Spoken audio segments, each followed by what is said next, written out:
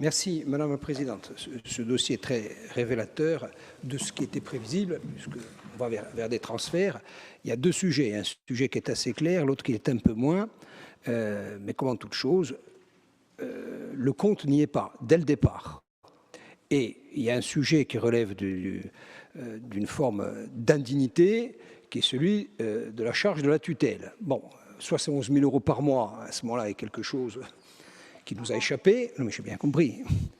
Si c'est 11 000 € par mois, bon, ça, en gros, c'est un cadre. Hein, on estime qu'avec un cadre, on peut exercer la tutelle. Soit il y a une erreur. Bon, l'exercice de la tutelle, ce n'est pas 11 000 €. Est-ce que c'est 1 million? Est-ce que c'est 10 cadres? Bon, non mais, voilà, entre les deux, je pense qu'il faut qu'on soit en mesure de répondre de façon beaucoup plus pragmatique et beaucoup plus réaliste au sujet. Ça, c'est le premier sujet qui me semble assez clair. C'est pour nous tranché.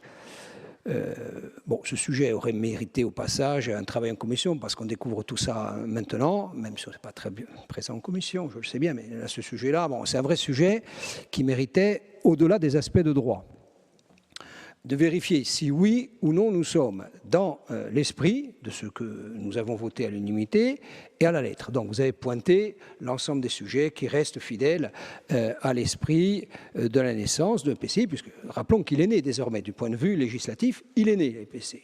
Bon. Maintenant, comme en toute chose, pour faire le lien avec le sujet précédent, le diable est encore là, il se niche dans les détails de tous les décrets d'application et donc dans le décret du Conseil d'État. Si je comprends bien votre explication sur la base de votre talent de professeur de droit, on serait dans... oui, il fait profession de droit, Madame la Présidente, même s'il n'a pas le titre. Bon. Sur le sujet, on reste ou pas dans le réseau tutelle CCI France. Au motif que nous ne soyons pas cités nominativement dans la loi et que la loi crée de facto un EPCI distinct de tout ce qui existe, nous devrions en être exclus. Bon, ça c'est ce que vous le dites d'ailleurs, vous le dites très bien, c'est implicite. Ça c'est sujet à interprétation. Moi ce qui m'intéresse, ce qui nous intéresse, c'est la conséquence d'y être ou d'en sortir. Et ça c'est pas clair. Vous dites, si on y reste... Quand on fait la boucle des taxes que nous collectons à hauteur d'1,8 million et que nous recevons, on va dire, de ce qu'on refuse en termes de tutelle, c'est-à-dire CCI France, on en perçoit 4. Donc moi, je vois un gap de 3 millions et demi. C'est de ça dont on parle. Bon, en dehors de, on va appeler ça, pour forcer un peu le trait, de l'orgueil institutionnel d'être définitivement détaché de CCI France. Moi, j'ai aucun orgueil à y être par en être. Moi, je veux savoir, c'est la question qui se pose, c'est 3,2 millions. Si on en sort,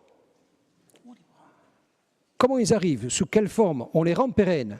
Et est-ce que vous avez une modélisation, un chiffrage, une appréhension a priori de ce que représenterait le différentiel entre ce qu'on collecte et donc ce qu'on perçoit, qui pourrait nous garantir qu'à minima, le fait d'en sortir nous stabilise.